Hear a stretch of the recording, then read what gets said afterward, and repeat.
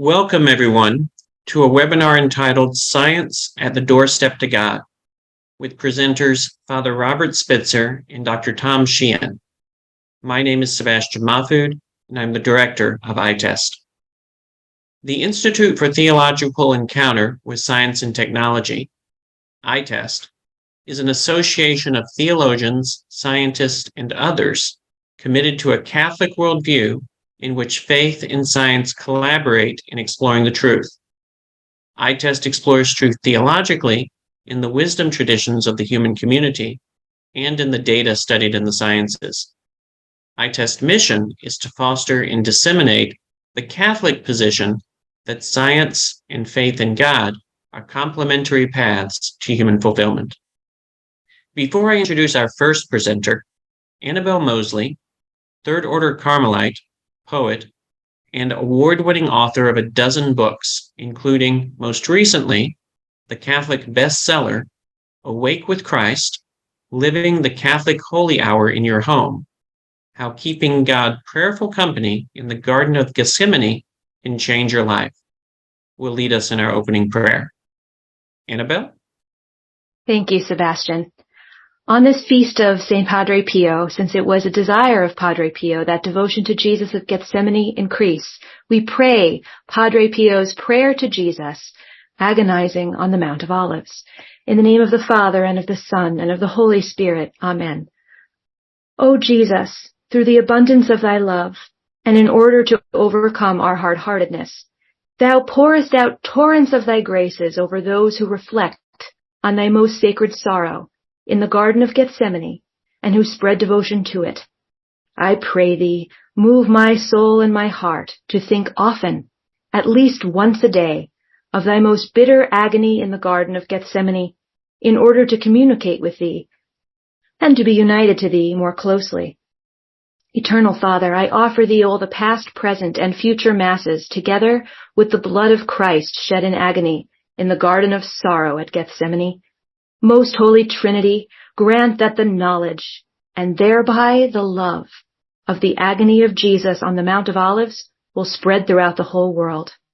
Grant, O Jesus, that all who look lovingly at thee on the cross will also remember thy immense suffering on the Mount of Olives, that they will follow thy example, learn to pray devoutly, and fight victoriously, so that one day they may be able to glorify thee eternally in heaven. Amen. Saint Padre Pio, pray for us. Saint Albert the Great, patron saint of scientists and philosophers, pray for us. Holy Spirit, enlighten us. In the name of the Father, and of the Son, and of the Holy Spirit. Amen. Thank you, Annabelle, for your prayer. And now I'm delighted to introduce our first presenter.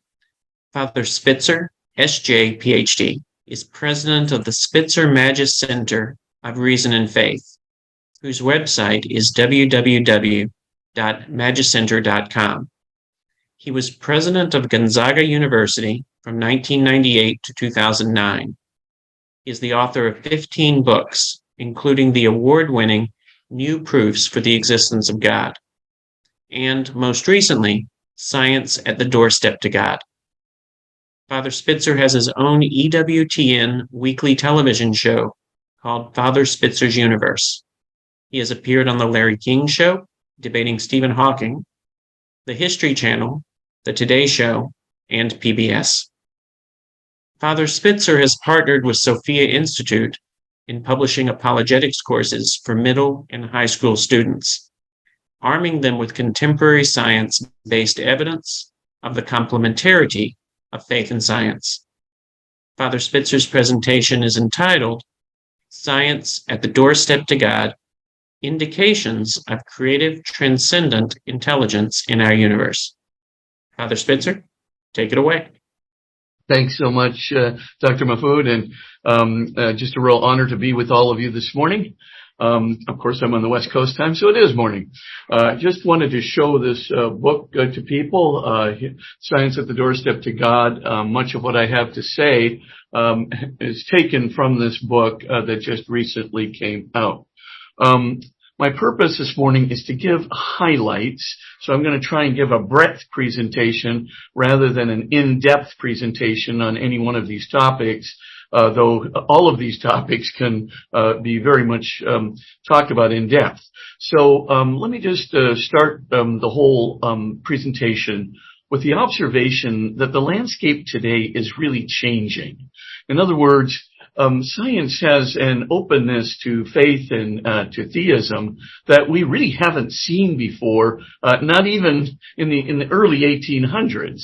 So I'm just going to take a look at a few statistics from the Pew Survey and from HCT, from the Finkelstein Institute, and others that put a little bit of perspective on things in a culture where our young people, in particular, commonly believe that most scientists are atheists. Nothing could be further from the truth. Pew Survey of the American Association for the Advancement of Science back in 2014 shows the shifting landscape pretty precisely. There they showed that 51% of scientists believe either in God or in a higher transcendent power, whereas only 41% call themselves agnostics or atheists, splitting down the middle, about 21% agnostic, about 20% atheists. So you can see, 20% atheists, 51% theists. That's a real differential from what a lot of the culture commonly thinks.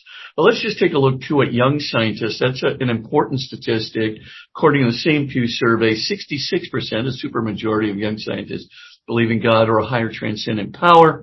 But you can see there that only about 15% are agnostic, 15% atheists. Taking a look at doctors out there, you can see pretty much that physicians are 76% theistic, believe in God or higher transcendent power. 2/3 of those physicians, by the way, practice their religion. So that's really quite remarkable. And then you can see whatever 12.1% are agnostic and 11% are atheists.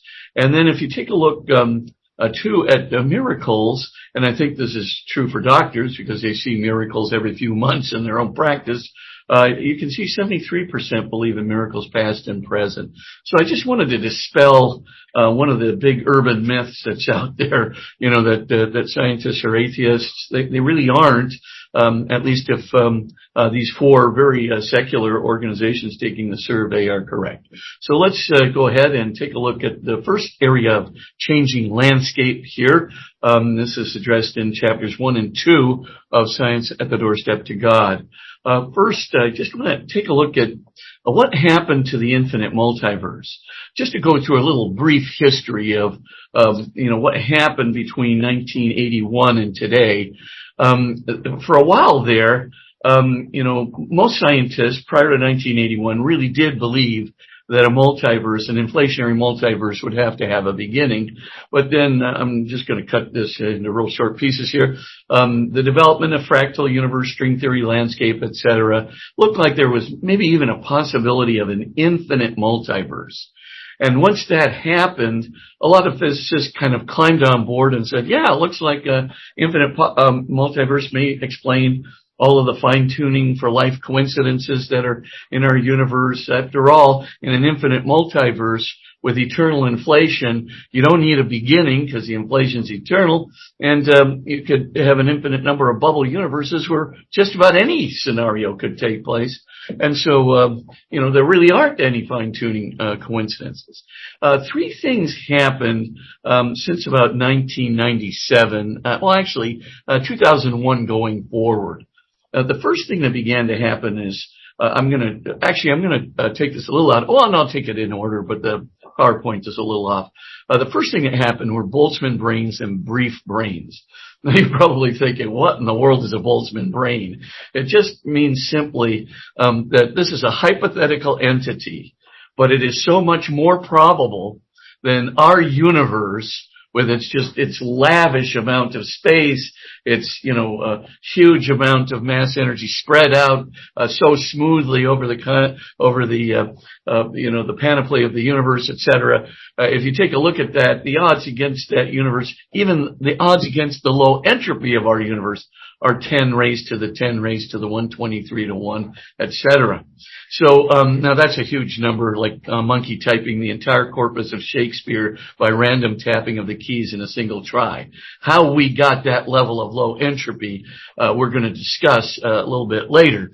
But right now, what's key to see with the Boltzmann brain problem is because our universe is so highly, highly, highly improbable, it is much, much, much more likely in an infinite multiverse that you are a Boltzmann brain. That is to say, you are a brain that has fluctuated into existence with all of your memories of being in an organic universe already set there in your brain, and your belief that you're in this beautiful universe and living in it with people who look just like you.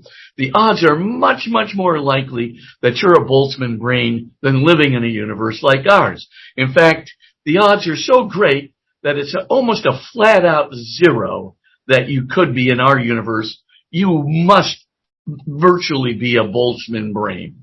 That's the probability differential is so vast, so different. Well, of course, physicists got on board, and at first it was kind of a laughing matter. But then it wasn't such a laughing matter anymore, and serious physicists, even Sean Carroll, had to take it seriously. He basically responded to it in several articles. But then the problem of brief brains that would happen not in a thermal vacuum, but in a quantum vacuum came up. So if you weren't a Boltzmann brain, well, you certainly were a brief brain, and but you certainly weren't a human being living in a universe like ours. People had to take that seriously, and that really, really challenged the likelihood that we're living in an infinite multiverse with eternal inflation. But then Stephen Hawking came along 2018, and he wrote a very interesting article with his partner Thomas Hertog. And the article was named "A Smooth Exit from Eternal Inflation." Now, that's kind of a pun on things, but it just basically means that the smoothness of our universe is a highly problematic thing. But what Hawking was trying to say is that the smoothness of our universe indicates that we could not have come from a fractal multiverse. Now, the reason the fractal multiverse comes up is the fractal multiverse is the kind of multiverse that could be infinite.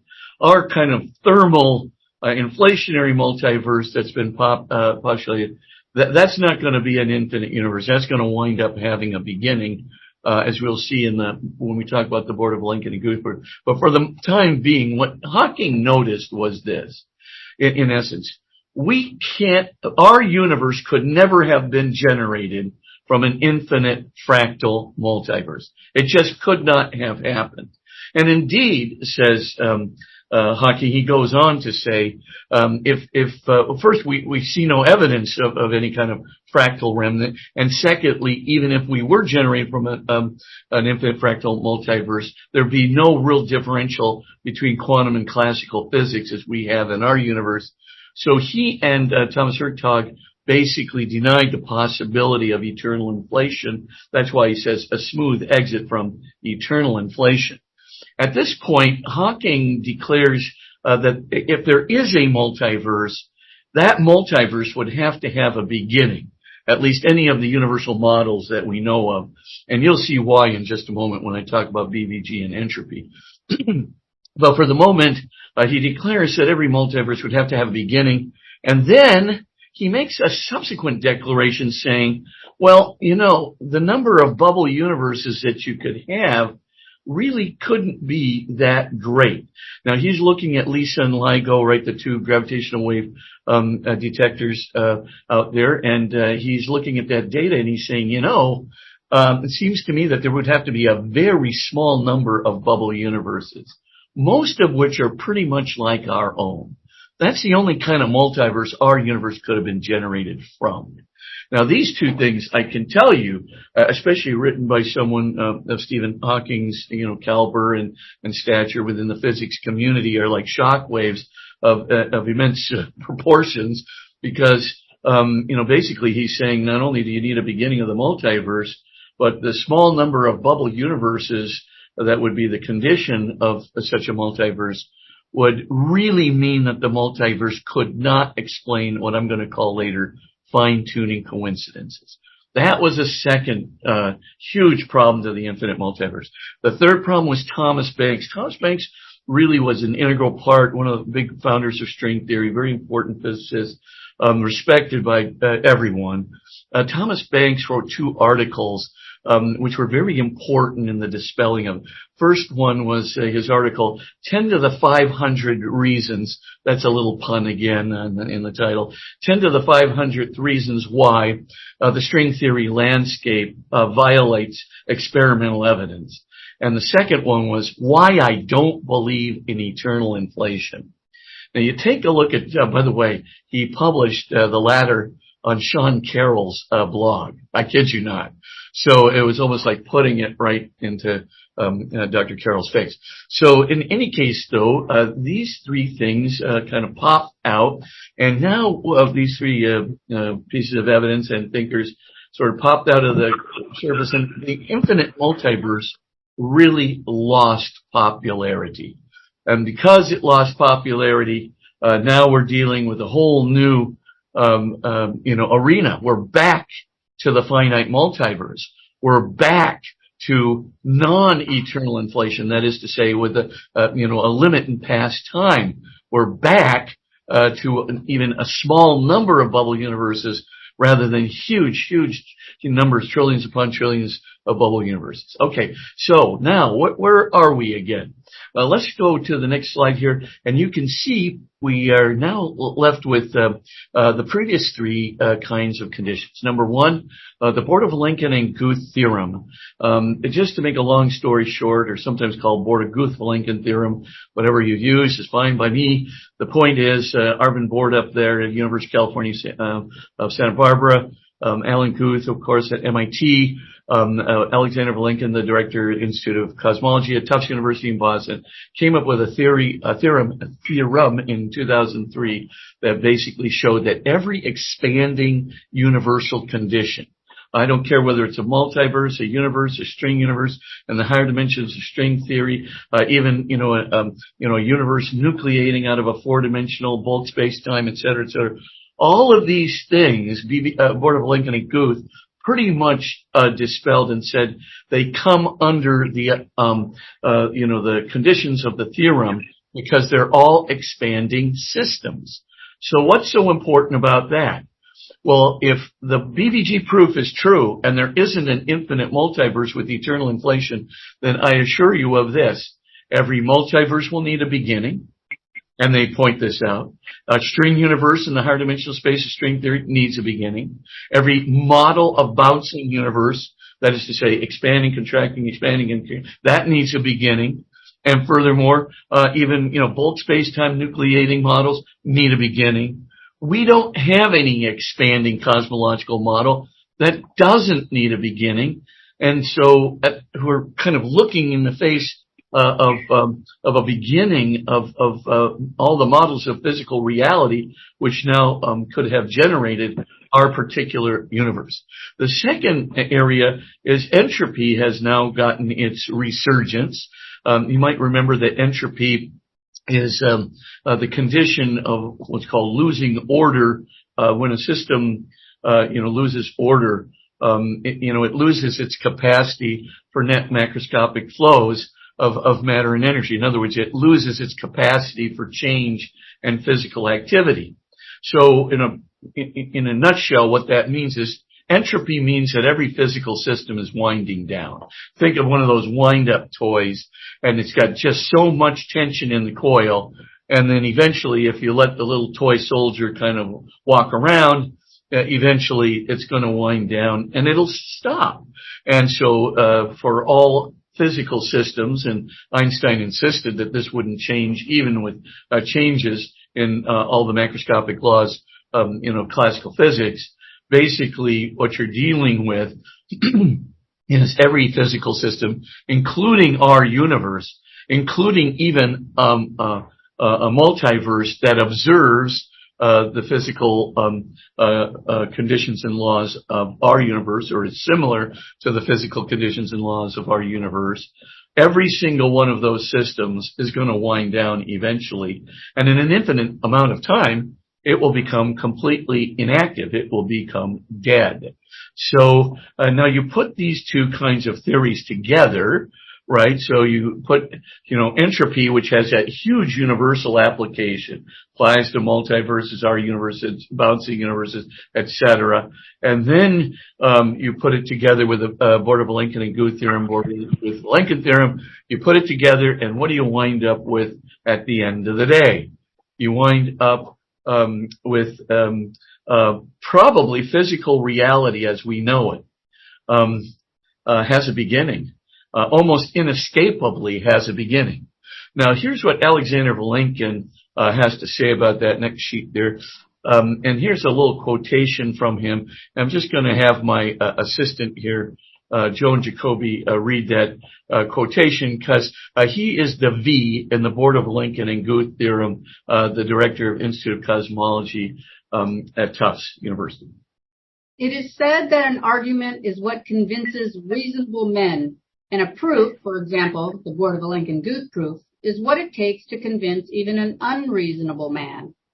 With the proof now in place, cosmologists can no longer hide behind the possibility of a past eternal universe. There is no escape. They have to face the problem of a cosmic beginning.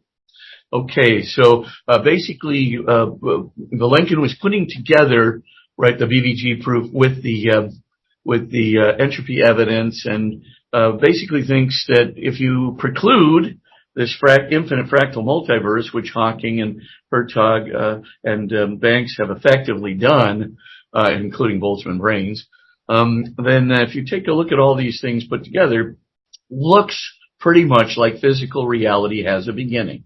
So let me just, look at the consequences of that in 4 little steps here, where you can see that this really does have a huge significance. And you can see why some of these younger physicists and physical chemists are moving toward theism or a higher transcendent power, more so than the older generation. Let's just take a look at the 1, 2, 3, 4 of this. First, a beginning of physical reality. When I say physical reality there, whatever cosmological model you're talking about, you want to talk about a multiverse, a bouncing universe, a higher dimensional space string universe, all right, a nucleating bulk space-time universe, et cetera, whatever you want to talk about there, physical reality prior to the beginning would be non-existent. That's the point. So at some point, if all the multiverses, string universes, et cetera, if they all are resolving to a beginning, something utterly fundamental that doesn't go back to something else, some other multiverse of multiverses, even if they have a beginning, if you finally reach a point of a fundamental beginning, then prior to that beginning, why physical reality would be nothing, literally nothing. Now, point number 2, we have to strictly observe that nothing is nothing, right? There's no such thing as nothing because it's nothing.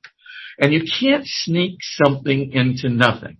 So nothing is not an empty vacuum, right? Or empty space. You can have more or less of empty space, but you can't have more or less of nothing because it's nothing. And all attempts to sneak something into nothing are mere equivocation, using the term nothing in 2 different senses in the same argument. So the problem is, just let nothing be nothing, and if you do, then dear old Father Parmenides, the father of Western metaphysics, is correct. Well, from nothing, only nothing comes. Why did Parmenides say that? Because nothing is nothing. And the only thing nothing can do is nothing. Good. Once that's straight, we go to number 3. So if prior to the beginning, physical reality was nothing, then the only thing physical reality would be able to do as nothing was nothing, because it was nothing. And if that is the case, then then physical reality could never have moved itself from nothing to something when it was nothing, and therefore something else would have had to move itself from physical reality, from nothing to something. And if it did so, it would have to transcend physical reality. So there's got to be something that transcends physical reality, transcends physical reality space-time, that moves it from nothing to something. Okay, so if that's the case, that's something else. Let's just, for the moment, just call it a transcendent creator, for lack of a better word. But a transcendent creator is not in our universe. It's not in physical reality itself. End of step one.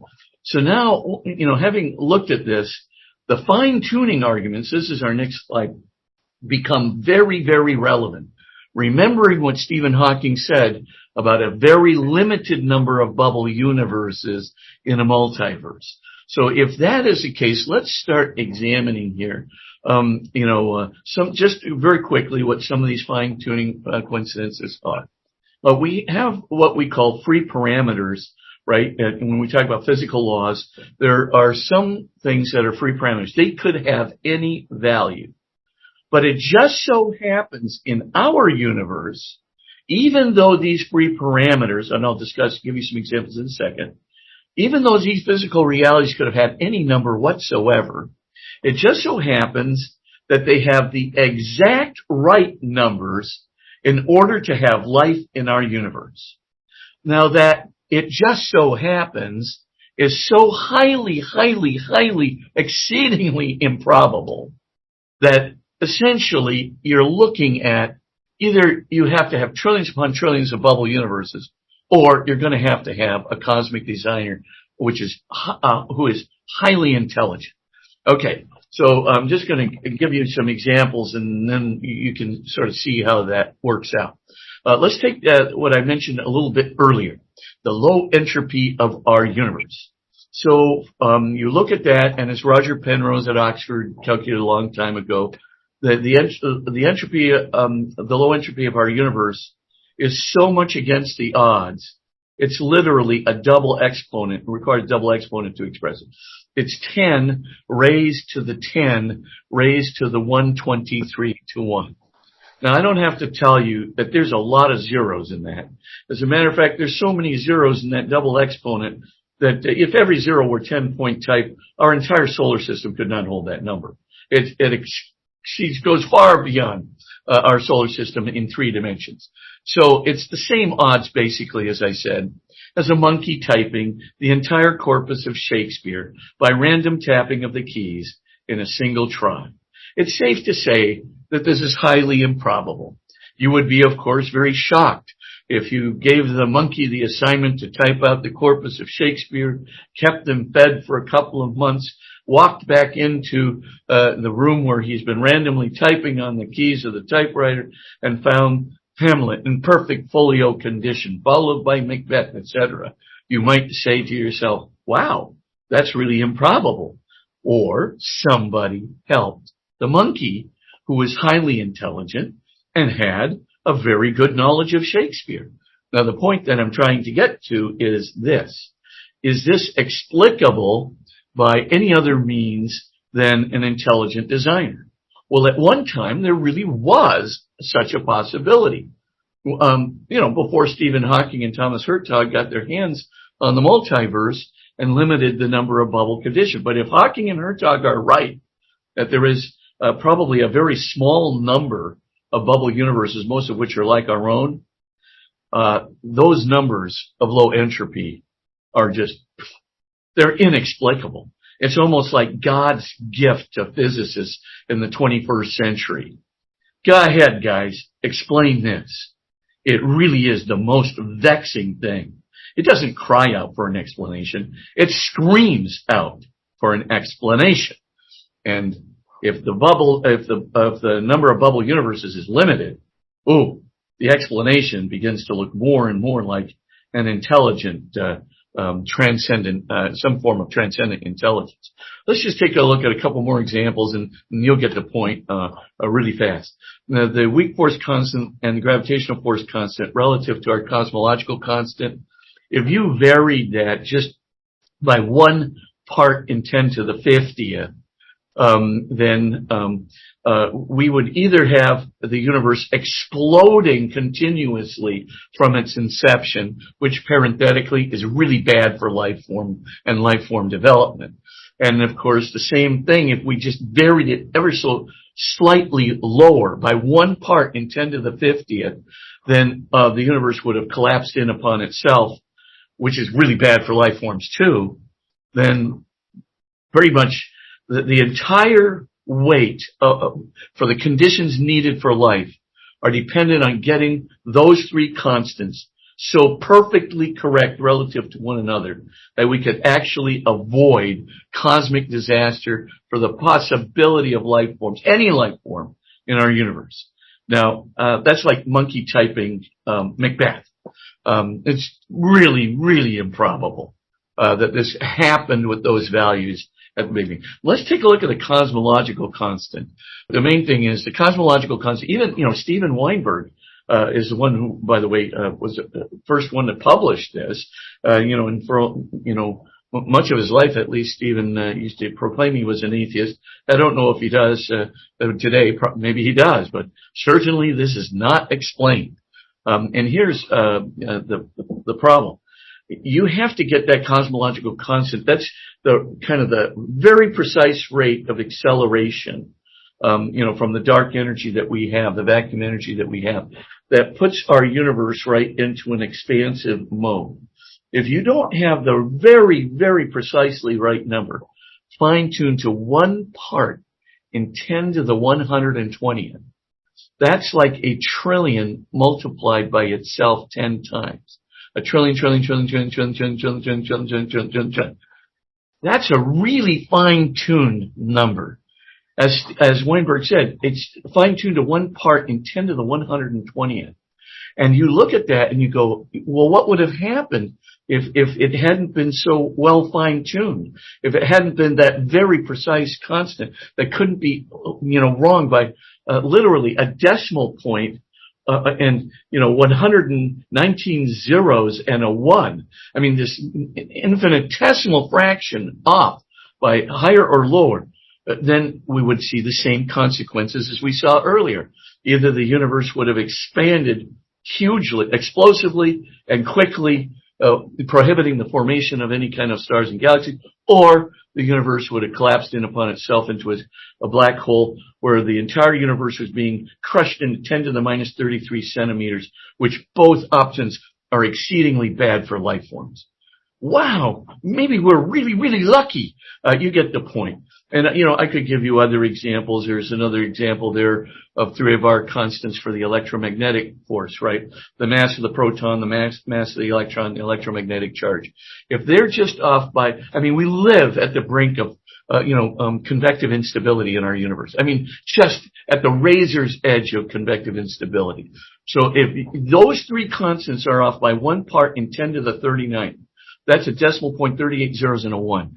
Just that far off, higher or lower, little fraction off, higher or lower, then either every star in our universe would have been a blue giant incinerating everything bad for life forms, or every star in our universe would have been a red dwarf, in which case everything would have frozen. Very bad for life forms. All I'm saying is, wow, is this universe super fine-tuned for the emergence of life?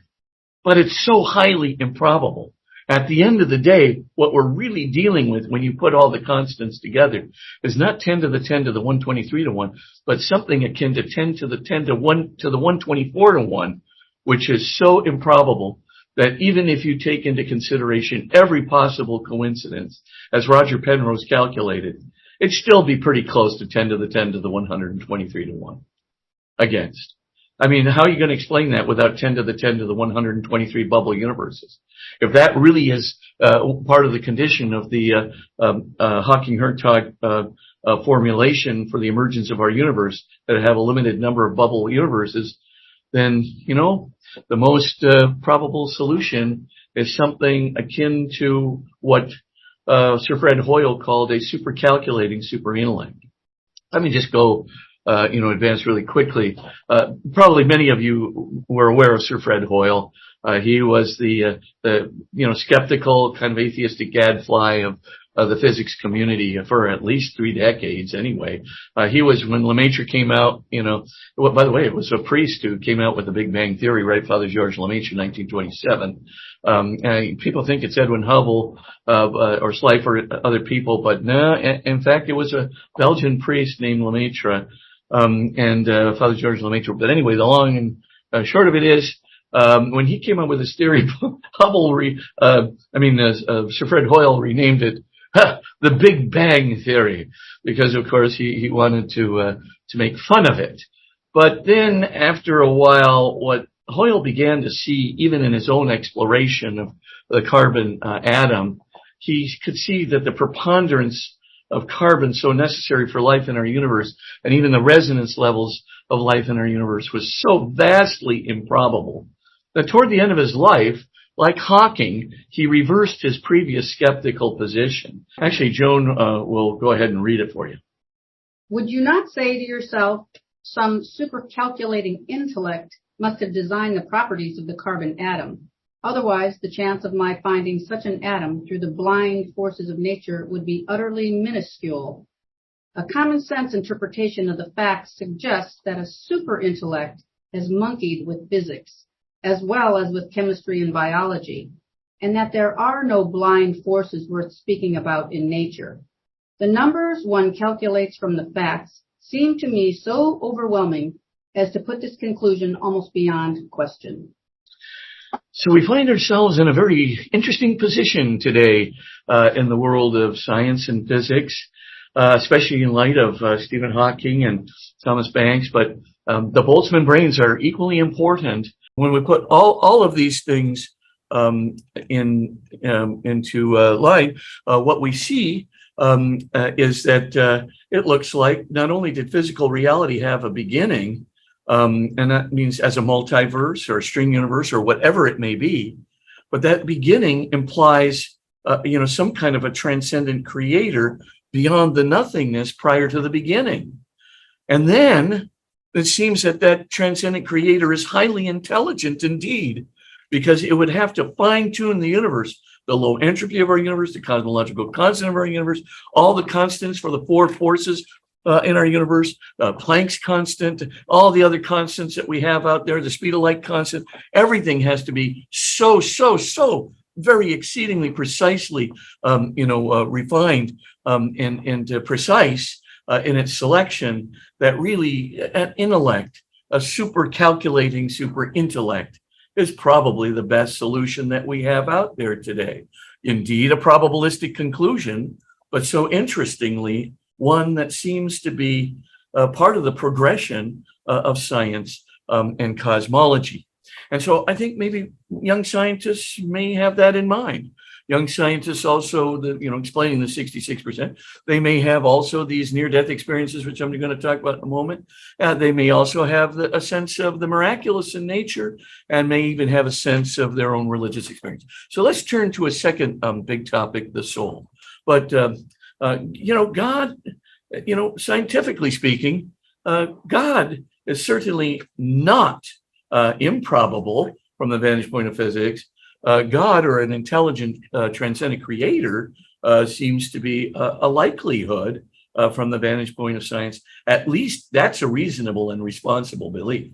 Okay, let's go now to very quickly the whole area of transcendent soul. As many of you know, for a long time, materialism seemed to have the big edge in science, and a lot of people thought that basically we're reducible to atoms and molecules, but those atoms in turn were reducible to protons, electrons, and quarks, and quantum systems, and so forth and so on. And so eventually you could do what might be called a materialistic reduction, and that would be enough. Of course, quantum mechanics and quantum theory certainly did pose some problems with just going to a straight materialism, but let's say physicists were not stringent up until the 1980s, with that little problem of quantum collapse and so forth. Okay, now all of a sudden we see 3 things that became very popular starting in the late 70s and 80s. I'm just going to go through these things very, very quickly with you, but start with near-death experiences first, and then I want to go just very briefly into terminal lucidity, and then into intelligence in hydrocephalic patients. But spend my majority of my time on near-death experiences just because of the limitations of the seminar. All right, so beginning in the 1970s and 80s, we began to see a series of research that was being done, especially in with respect to cardiological research, where people were being resuscitated, brought back, and they reported seeing all kinds of things when they were dead, which of course spawned an entire group of researchers doing really good research. Right, they were doing longitudinal research in multiple countries, with a very good research apparatus, double-blind, testimony, the testing of vertical data after the fact, and putting it in very good peer-reviewed journals like the Lancet, Great Britain's #1 medical journal, or a Journal of Resuscitation, and so forth. So I'm just going to review some of those articles for you very, very quickly, and then I'm going to zip over, talk a little bit about the general sense of what is a near-death experience, out-of-body experience, what is it, and then zoom over to some of the evidence that really we may well have a soul or a soul body that will survive bodily death, physical death, and the proclamation of it. Let's go first to some good studies that you get to. By the way, there are lots of anecdotal stories about near-death experiences. I would put a huge bracket around all of them. There's so many good peer-reviewed medical journal studies of these things. Unless you want to, I'm not discounting every anecdote. I'm just saying, don't premise your argument on stories, on anecdotal stories, but vast amounts of data of people that have undergone these things, been analyzed by, serious groups of doctors, 10 to 20 group doctors in a group, et cetera. Okay, so let's take a look at a couple of these research areas. First, you may want to go to the New York Academy of Sciences. They just recently in 2022 had an interesting declaration in their proceedings where a team of about 27 scientists got together, and they began to do, as it were, a peer review of all kinds of peer-reviewed research that had been done, in the Journal of Resuscitation, or the San Parton thing, or in the Lancet, and so forth. So they Bruce Grayson, Pim van Lommel, et cetera. So they did this peer review thing, and they came out with this kind of shocking thought that published in the New York Academy of Science Proceedings, that there's a real credible possibility that your consciousness is going to survive physical death. You wouldn't have seen that 10 to 15 years ago in any scientific journal, just saying. And things are really changing these days. Again, an openness, like we see with the young scientists, et cetera, landscape is changing. Okay, the reason that they say that is because of the various studies that they looked at in peer-reviewed medical journals. This seemed to be a very, very strong, credible possibility. Samuel Parnia, I'm just going to skip to the next one there, in his article, his study at the University of Southampton in England, that was published in the Journal of Resuscitation of 2,060 patients, he came up with, a huge controversy. I think it was 50 patients, where it was absolutely naturalistically inexplicable that consciousness did not survive bodily death. I'm going to talk about the 5 evidence points for that in just a moment, but this is really well done. And that's an article worth going to, and it's available free of charge right on the web there. So if you just put, Parnia, near-death experiences, Journal of Resuscitation, it'll come right on up as a freebie. Okay, let's go to the third area. Pim van Lommel's great study in the Netherlands there, excellent study, published in the Lancet, as I said, Britain's #1 medical journal. This comes to the same conclusion. Really important conclusion. I'll get to the evidence that all of these guys use in just a moment. A fourth study, not to be ignored, is Dr. Kenneth Ring's study of blind people, where he found in his sample that 80% of blind people, most of whom were blind from birth, actually saw accurately. So in other words, they saw data, they reported that data very accurately, which was verified after the fact. I'm going to give just some examples of that in just 2 minutes. Just hold on there. Just want to go through the studies. But in any case, it's Ring that put the statistic there about 80% of blind people. Why is this so important? Because a person who is blind from birth has no visual images in his physical brain to hallucinate. So it doesn't matter how many drugs you give the guy, the visual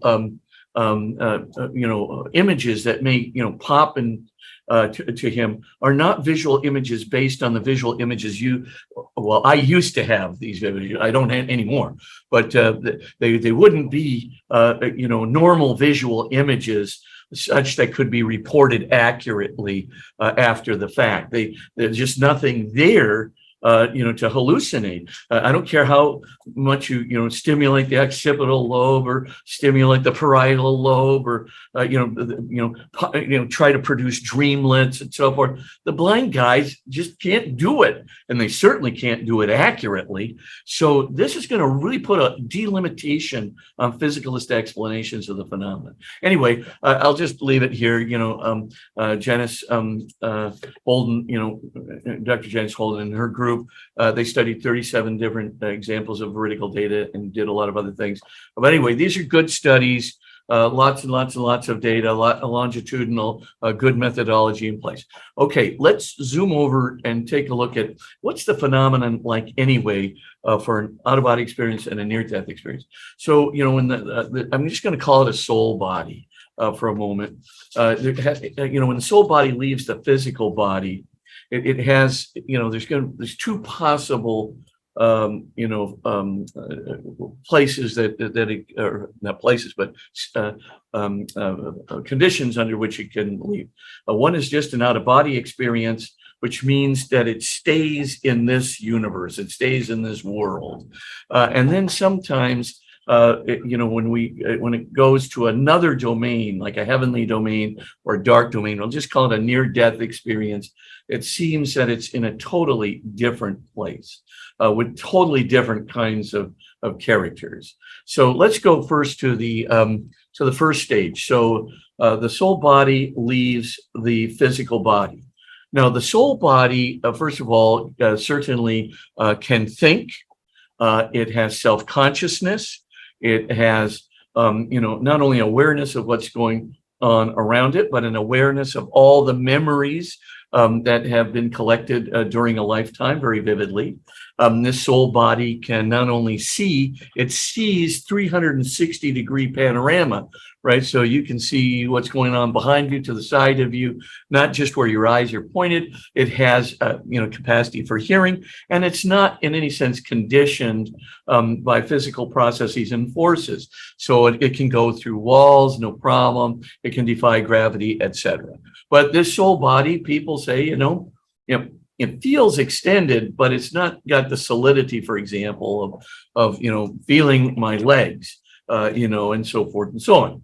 Okay, so the long and short of it is this happens, and while it's in the OBE phase, that's out-of-body experience, oftentimes the person will go outside the hospital. I'll talk about this in a moment. This is when blind people get their sight for the first time. This is when people begin to report very well-researched and verified vertical data of what's going on around them, outside the hospital walls, above the hospital itself, et cetera, et cetera. But it's in this universe. And then, okay, I'm going to have to wind it up in about 10 minutes. So I'm going to go really fast. Just in general, it can also go to another domain, and the other domain is a very beautiful domain, and 85% of the time. And that beautiful domain, frequently a person is met by their relatives, deceased relatives, many of whom these people never even knew about.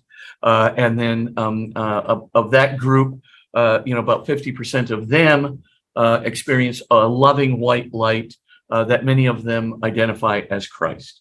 I'll just go to the next slide really quickly. Just want to get into some of the evidence for this. Sorry I took so much time on the cosmology. But you can see that the evidence is very significant. There are hundreds of verified cases. I'll just give the example of Brad Burroughs. Here is a 16-year-old kid. He's blind from birth. This 16-year-old kid goes right outside of the hospital walls during his near-death experience. As he's out there, he says, wow, I noticed snow for the first time. Now I see what it really looks like. I heard the crunch under my feet, and I knew people told me it was white, and now I know what white looks like, and so forth and so on. So he's describing all of these things, and he says, I saw these grooves in the snow, and I just thought, I'll bet those are train tracks. Because of course he'd heard about train tracks and so forth, and he saw the grooved tracks. He saw that they were going through the snow up to a big grove of trees, and then banking to the right. Sure enough, a train comes by just as Bradley is standing out there, not feeling, of course, the cold, but definitely seeing and hearing everything. Sees this train passing by, and it's got a huge sign on the back of it with an arrow pointing to the right. Now, all trains have a train schedule, and that schedule can be perfectly coordinated with the time of Brad's heart attack and 27 seconds after, when, of course, his brain is at flat EEG, that is to say, no electrical activity in the brain, no electrical activity in the frontal and cerebral cortices, and just some sputterings of neurons in the very lower brain. So all of a sudden, he sees this train passing by, and he describes it perfectly, and it goes right by the hospital. It goes right into toward the grove of trees, turns right into that grove of trees, and that's exactly what happened. How would the blind kid be able to describe this kind of visual data so perfectly if he were not outside the hospital in another form? Because his body with his physical eyes are laying there, and of course he couldn't have physically hallucinated them. I rest my case. So there's tons of these examples. As I said, 80% of blind people see. By the way, there's testimony. When people see deceased relatives, so you go to the near-death experience stage, and you meet your deceased relatives and friends, then you can pretty much see that they report testimony very often, which like young kids, they simply wouldn't have known these relatives, and yet they report who they are, what their nicknames were. They actually see everybody in this beautiful world. They see them, as 30-year-olds. They looked like when they were 30. And then for those that go into a dark world, that's about 15% in the Atchison studies, but maybe about 22% in the Parnia studies go to a darker place. And that darker place, in the case of suicides, frequently that would be something like loneliness, emptiness, alienation, or if somebody was cruel, evil, etc. Sometimes a very horror-filled evil place with people like themselves. Okay, so just switching over. I don't have time to talk about this, but it coordinates with a phenomenon called terminal lucidity, which has also been studied medically. And I will just say that terminal lucidity as a whole pretty much says this, about 2 hours before death, not every patient, but many patients, as Rudolf Tanzi would say, many patients actually experience, he's a Harvard researcher, basically a resurgence of their intellect. And even though they don't have any brain to speak of, or hydrocephalic patients that have lost 95% of their brain, they're down to 4 or 5% of their brain, and in some cases down to 1% of their brain, manifesting normal IQ and even genius level IQ globally and verbally, during this last 2 hours before death. Or sometimes in the case of hydrocephalic patients, they're sitting there in a classroom with 95% of their brain filled up with spinal fluid and no possible physical explanation. Their physical brain could not be producing these statements, this IQ, et cetera, et cetera. There has to be some other locus of thought and consciousness during that time. And then you coordinate that with the near-death experiences. Now you can see once again why a lot of doctors and a lot of young scientists are saying, hey, wait a minute, physical reality isn't all there is. There's so much more to all of these things. I don't have, the capacity of time right now to explain all of them. Of course, it's in the book, shamelessly advertising it, Science at the Doorstep to God. But also some of the topics that I didn't talk about, if you could just flip to that last slide. Some of the topics I didn't talk about concern, philosophical proofs for the existence of God. There are several really good ones that have been Bernard Lonergan's proof from his book Insight, Mortimer Adler's book, as well as I have a modern proof in Science at the Doorstep to God, as well as new proofs for the existence of God, etc. So there's a lot of great, good contemporary work done on philosophical proofs of God. Also, I didn't really talk about the other evidence for a soul. The cognitive thing, there's so much here. If you want a proof of human freedom, you're good, the soul is the only way you're going to escape from materialistic determinism. But the fact is, the evidence for a soul now with terminal lucidity, intelligence of hydrocephalic patterns, all these good peer-reviewed studies of near-death experiences, New York Academy of Sciences, etc. You put it all together, and all three transcendental conditions of human freedom are now shown to be really within the realm of a scientific validation. And so one of them is cognition, the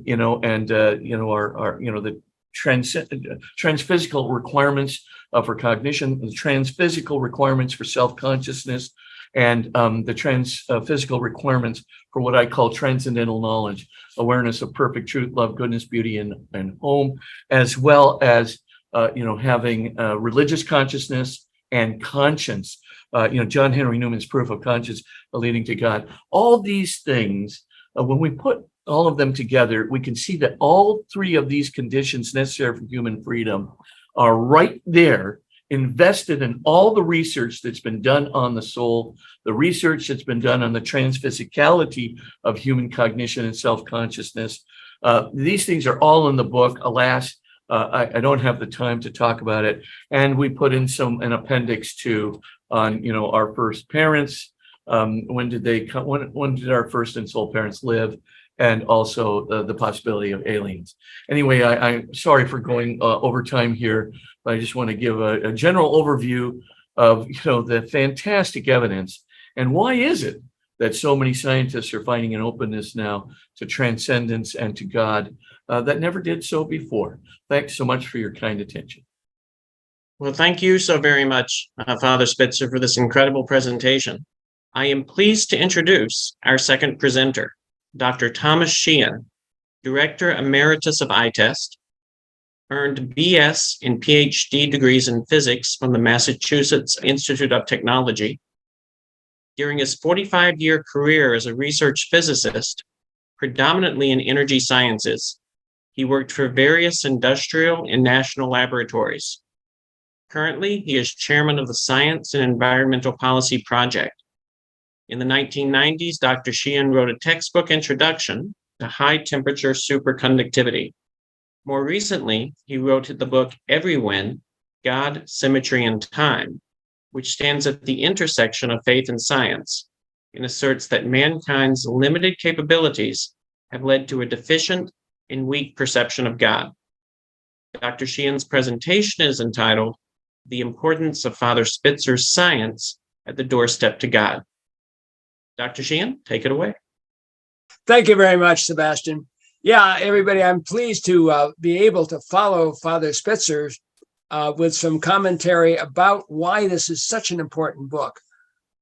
If you listen carefully to Father Spitzer, the one thing that you would have surely caught was that he keeps coming back to science. The science is a source of supporting evidence for all the things that we regard as important, such as the creation of the universe, God's creation of the universe, and the presence of a human soul. So I've got some slides here to share, and let's see if I can just do this very quickly. Oh, heck. All right, we'll go here. Share. Let's see, slideshow from the beginning. Oh, there we are. And this should take up the whole screen.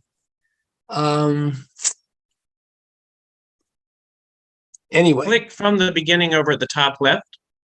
Right, I hit from the beginning, right? Oh, there you go. Good, thank you. Sure. So, the basic problem that we have faced as a community of believing people is that our own people are too easily intimidated, okay? Whether you're a priest or a rabbi or a minister or an imam, in all cases, they weren't trained in science, and therefore they have low confidence in their knowledge of science, and they're afraid of science. So along comes an atheist and makes some bombastic claim. Oh, well, science proves God doesn't exist. Well, they're claiming the mantle of science, but in fact, they're making very unsupported assertions. Well, our people, our Christians, Jews too, don't fight back. They're afraid of losing the argument. And I'm here to say, stand your ground. And that's what Father Spitzer's book does.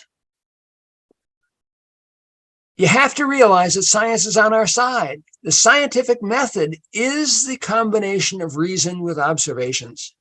If you have a good education in science, it becomes very clear. You have the ability to reason about the assertions that are being made. So there's 2 points of key importance in science at the Doorstep of God. One is the origin of the universe. The other is the human soul, which you just heard Father Spitzer talking about. Once more. Okay. All right. Has the universe simply existed forever? Father Spitzer showed you the very excellent proof that it hasn't. It cannot possibly have had anything but a finite past. It had a beginning. The reasons why it's not eternal, as Father Spitzer said, you have the BBG theorem proof, you have the entropy, which always keeps on increasing, and the Big Bang is a very good solution of the equations of general relativity for a universe beginning at a point. And the implication of a beginning is that something else created the universe. It didn't come from nothing, as Father Spitzer showed you. All right. The fine-tuning arguments, which he just showed, are just absolutely incontrovertible. The precision is just fantastic. And this is science on our side. Science is telling us about these incredibly accurate conditions and why we have to accept the science. Therefore, it shows very quickly, it implies that it's transcendent superintelligence created the universe. And that's very, very important. Now, in my book, Every When, I say that God first created, I shouldn't say first, God created the symmetry principles and there followed the laws of nature. And as St. Augustine told us 1600 years ago, God created space and time together. So time was a created entity. Time wasn't always there. Time was a created entity, which God did. You come to what's called a reasonable and responsible conclusion. And Father Spitzer has been very clear about this. What you achieve is not a mathematical proof of an argument, but rather an informal inference. The quote from Vilenkin about what will convince a reasonable man or an unreasonable man is very important. And Cardinal Newman was the one who coined the phrase informal inference back in the 19th century. But you wind up with evidence that is so good that you just have to accept this as the conclusion. Well, these alternative hypotheses for the universe, you had the bouncing universe, you had the inflationary cosmology, and these things all fail because of the reason that you have to have low entropy at the start. And therefore, with low entropy, it had to get that there somehow. It had to be very well ordered. And the fine tuning is still required no matter what kind of crazy universe you envision. Well, envisioning a cyclic cosmology or one of these things has no explanatory value if it has to be just as fine-tuned as the universe we live in. So what's the point? The multiverse. I call it an excuse. And in my book, there's a whole chapter devoted to blasting the multiverse concept. This is the last refuge of an atheist who just won't quit. That's what it's true. The claim goes that our universe is the one that got lucky. But when you look carefully at that hypothesis, you find that, first of all, the observational data opposes the idea. So it's very anti-scientific.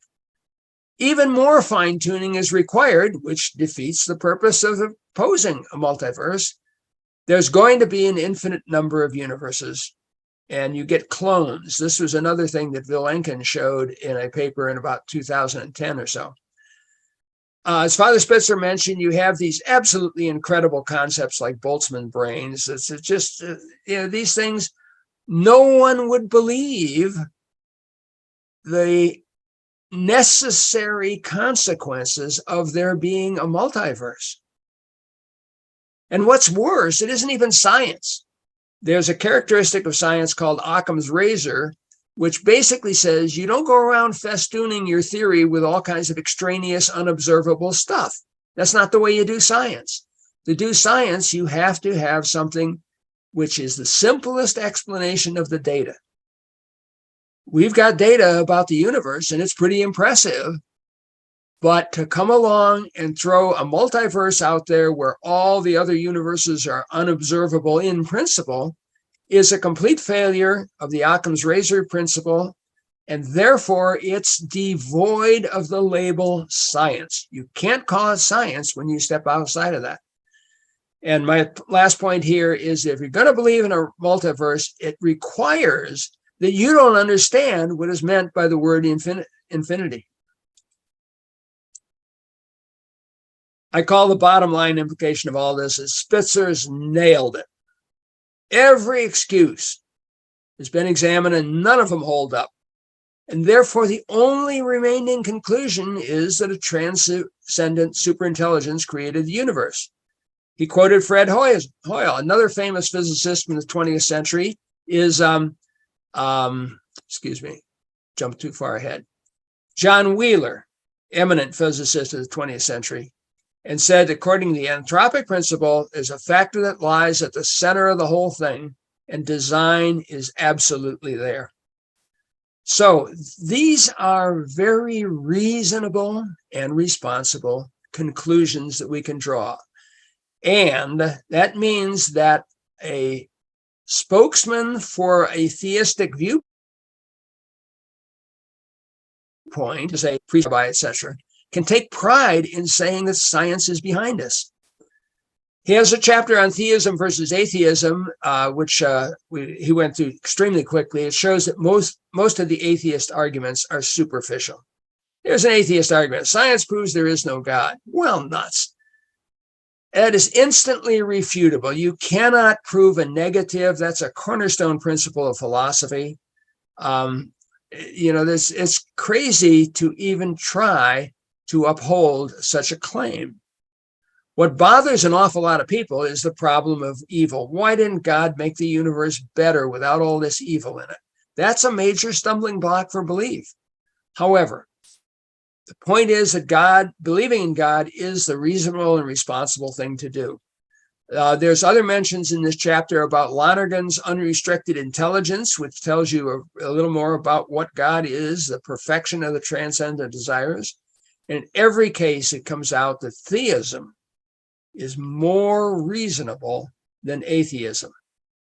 Well, somebody better tell the atheists that, because they're still going around making bombastic claims and asserting things that an awful lot of people fall for, which is very unfortunate. Spitzer's second topic is there's a human soul. We've known from the time of St. Thomas, Aquinas, Lonergan, and so forth, we've got a clear understanding of what is involved in the human soul. But the modern day atheists claim that it's just an epiphenomenon of the brain. Once again, this is one of these hand-waving arguments. You're not supported by observation. You just say it. It's an epiphenomenon of the brain and hope that nobody notices. But unfortunately, when you look at these claims, the superficial arguments fall apart.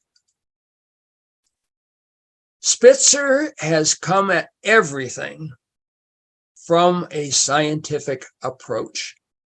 And that's important. It's important for all of us to recognize that this is the right way to approach these issues. You use the scientific method and you cite the observed evidence. Everything he talked about in near-death experience shows that. Terminal lucidity, hydrocephalic intelligence, same thing. The point is, from all those studies that you saw on his slides, they're real. You cannot brush it aside. And that's why so many people in the medical profession in recent decades have come over to a theistic point of view. They may not know much about God, and they're not sure, and they don't know if this or that religion is the right place to go, but there sure is a higher power that's behind the whole universe. So we can conclude that there is in human beings a consciousness which goes beyond the brain, and it's demonstrated by scientific observation. It's important to recognize that, and it wasn't true a century ago. We didn't have the quality of data and the carefulness that we have today. But our own people, priests, rabbis, ministers, have to understand that the scientific observations are what allow us to conclude that God created the universe and that man has a soul. One property of the soul is the intellect. The mind really is something more, something other than just a collection of molecules. And this isn't just a religious claim anymore. It might have been a religious claim 500 years ago, but now it's a scientific finding. We've found there is something more than the body. And Spitzer carefully examined these things, not only in his presentation today, but throughout his book. It's an excellent book. Human thought really is something different from what all the animals have. It's unique, it's different, it's more. And it's a higher level, it's a closer approach to God. There's a lot of linguistic analysis has been done in the last 3-4 decades. A guy named Noam Chomsky got a chimpanzee, which he named Nim Chimpsky. And then he demonstrated the contrast and the differences between human thinking and the highest level that animals are able to do. You can't reduce consciousness to a physical process. That's very, very important. Way back in the 20th century, a lot of people just kind of assumed that that was probably the case. And that's where all your atheists really came from a generation or two ago. But in the late 20th century, the philosophers looked very carefully at the relationship between physical processes and consciousness and found you can't get there from here. Human self-consciousness really is unique. It goes above and beyond what are termed algorithmic systems.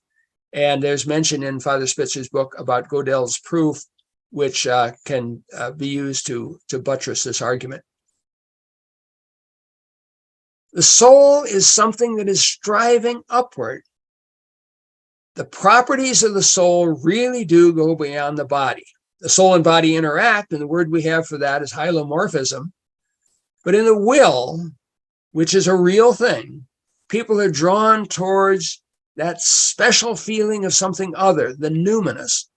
And this brings about a sense of religious experience in all kinds of people. You have 5 desires. Everybody has these desires, and they're transcendental. They go beyond what we have, what we can achieve. Truth, love, justice, goodness, beauty. These are common to everyone. They're part of the human being, which is above and beyond the material. The human will is freedom. There are distinct properties of the soul and of the body, and sometimes the body desires compete with the wishes of the soul. But the will is capable of making a decision that overrules bodily desires. That's really quite different from the animals.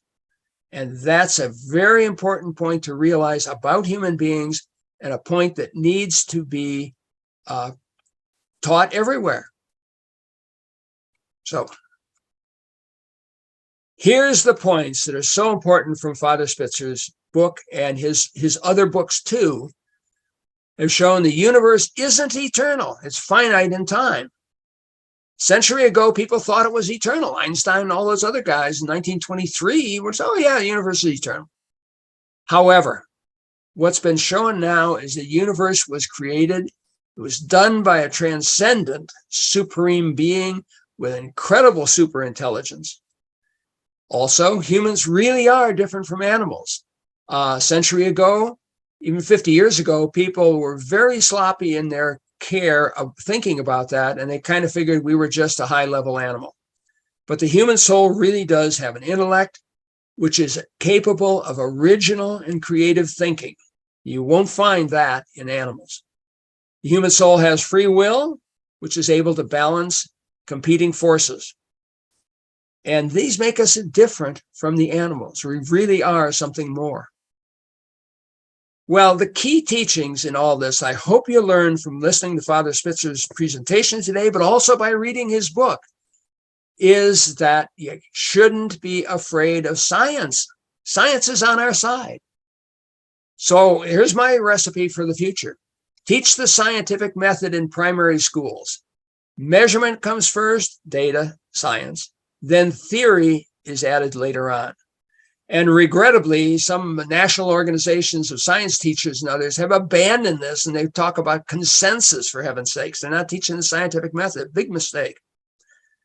You get into junior high, it's time to teach critical reasoning, where you weigh competing theories against one another and compare them to the data.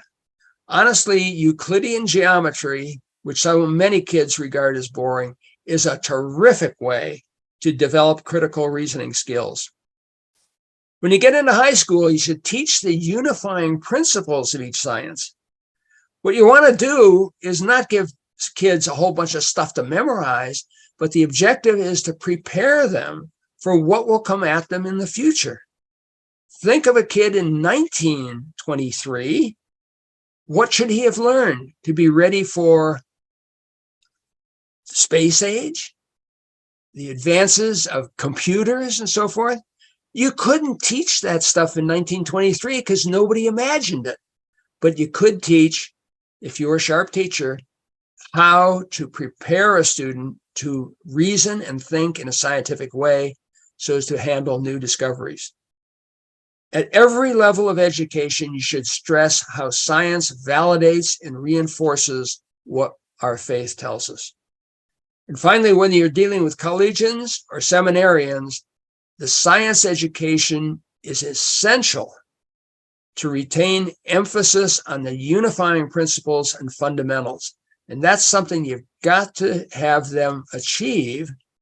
And to do that, you're going to have to make some curriculum changes. Well, I say, or claim, contend, assert, that if our seminarians were better educated in science, when they become priests, they'd be better prepared to face the challenges ahead. They'd have confidence in the compatibility that faith is supported by science. They'd be able to stand your ground.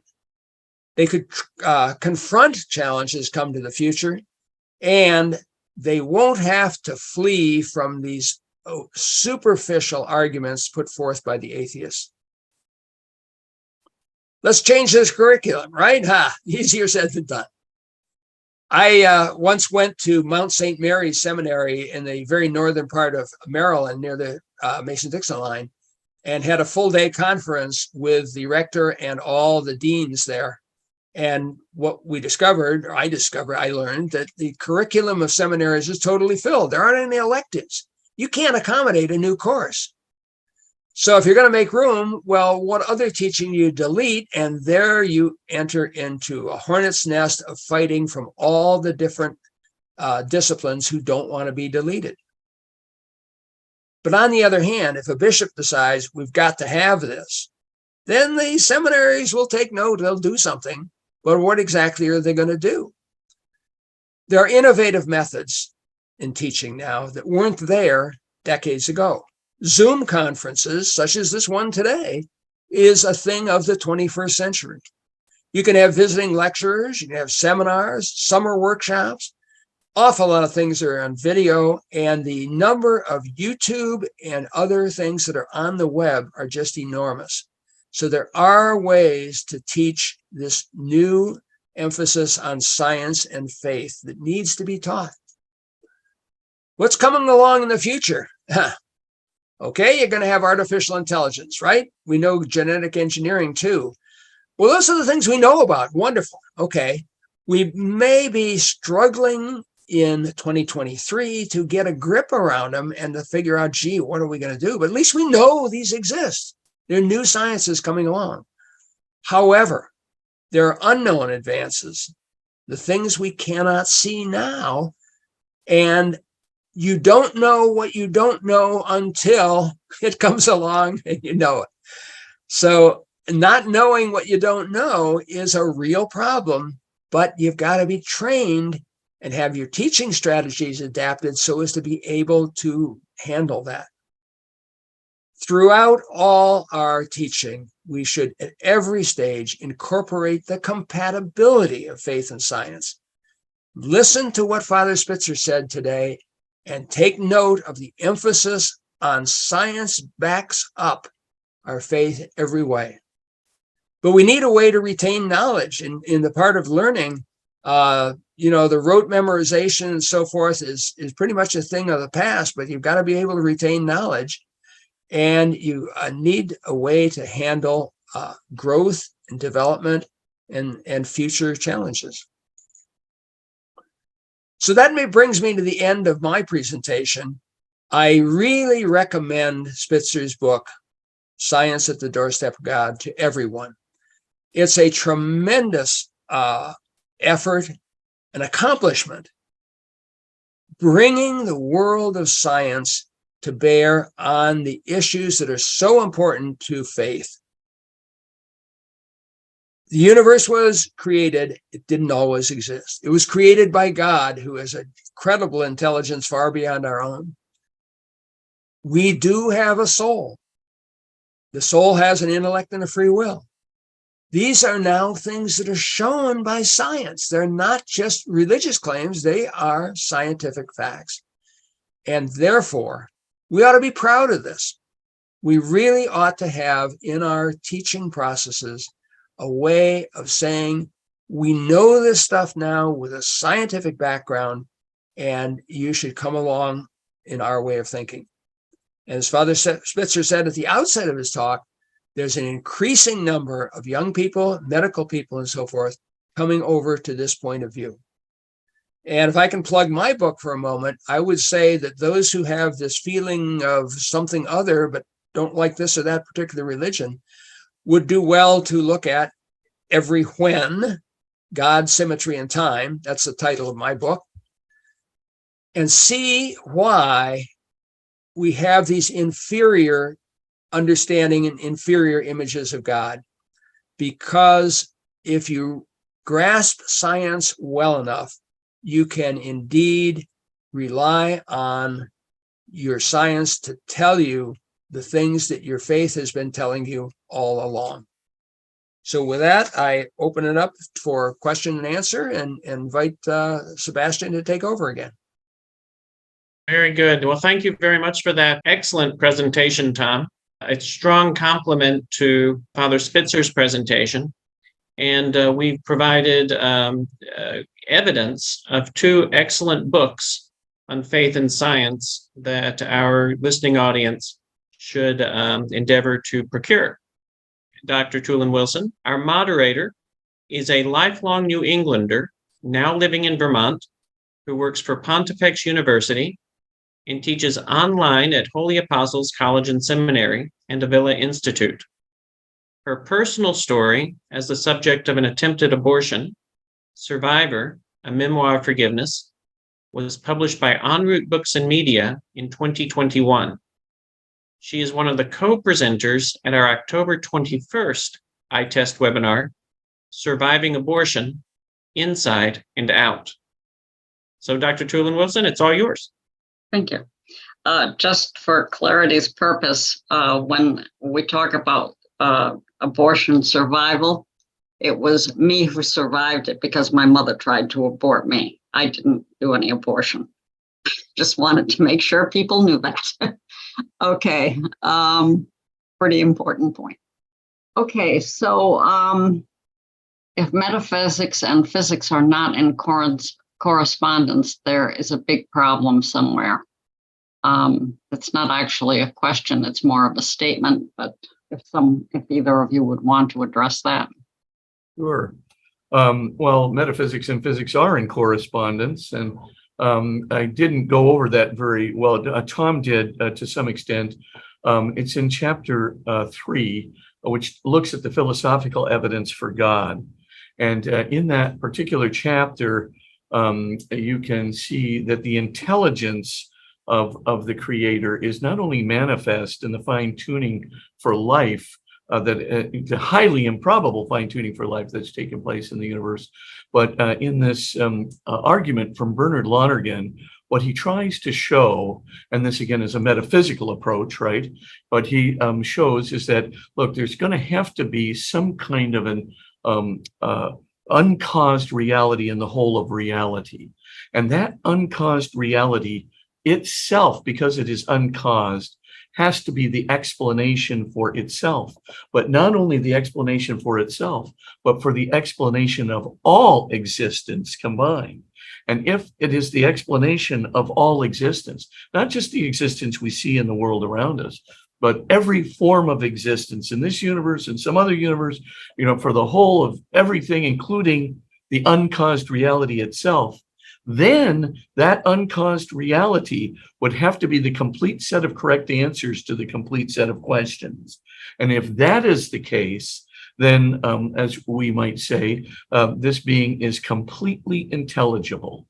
That is to say, it is thoroughgoingly the answer to every question that can be posed in any condition whatsoever. Lonergan goes on then to say, well, how could that be? How could you have a complete set of correct answers, complete set of questions? Could that be a material reality? And he shows, of course, that there are all kinds of conditions to material reality. And that means not just individual material realities like that proton or that electron, but to universes and even multiverses.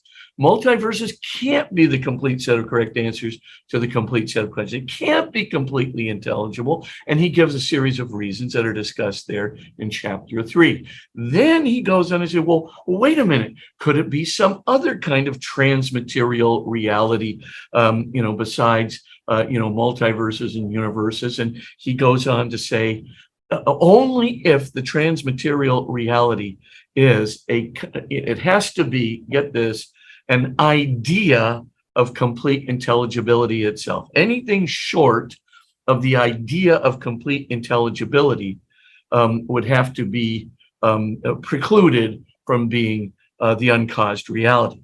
Then he goes on to say, well, what is this idea of complete intelligibility, the complete set of correct answers, complete set? What is it that can, as it were, contain an idea of complete intelligibility? As he proves very assiduously, it has to be an unrestricted act of thinking, an unrestricted act of understanding itself. And then he goes on to show that an unrestricted act of thinking must be one and only one. Now, the reason, and so, of course, at the end of the day, what he's showing is not only is the uncaused reality a single reality, which is the cause of everything else that exists, but it has to be an unrestricted act of understanding, an unrestricted act of consciousness, an unrestricted act of cognition, which can, through both the completeness of the material reality within its mind, as well as the abstract determinants of that material reality, as well as all of the other intelligible conditions for everything that exists, as well as itself as an unrestricted act of understanding. That's what God is. Now, that's a big act of consciousness. And as you can see, it correlates almost perfectly with what we have in chapter 2, when we talked about the fine-tuning coincidences, right? Those the highly improbable fine-tuning of our universe. So there really is a perfect dovetailing between metaphysics and physics, as Lonergan and the fine-tuning coincidences and all of the physics and science we've been talking about, they find a real coalescence right there. Can I add a footnote on that? Sure. This is, let's see if I can hold it. It doesn't show up too well. This is Lonergan's book. And on page 672, he proves the existence of God. If the real is completely intelligible, God exists. But the real is completely intelligible. Therefore, God exists. About a 25-word proof, preceded by 672 pages of very careful and thoughtful epistemology. So if you want to tackle Lonergan, you're in for a real effort, but when you come to the conclusion he draws, it's well worth it. So back to you, Cynthia. Okay, this is for Father Spitzer.